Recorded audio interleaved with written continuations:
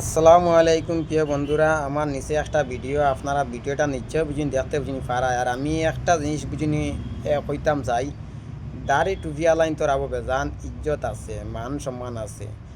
ই যেন বেটি যেন 3-4 যেন বুঝছেন, একজন একজন হয়েছেন গিয়া মেসাব মসজিদর, তাই যত বড় অন্যায় খামটা বুঝিনি খরক্কা, কিন্তু এইরকম স্যান্ডেল দিয়া বুঝিনি বাইরানিটা অন না। আইন আছে আবো দুনাই তাবো, আইন কানুন আছে, আপনারা আইনের বুঝিনি আওতায় বুঝিনি যাকবা না।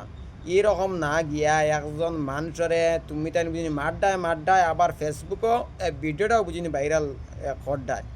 তোমার তাহলে কোনো মানুষের রিটটা বুঝিনি দিছে না, কোনো মানুষের যদি রিট দিত তো ইলা খান তুমি তাই অকথ্য ভাষায় বুঝিনি গালি গালাজ আর ইলা বুঝিনি স্যান্ডেল দিয়া বুঝিনি মারলায় না অনেক।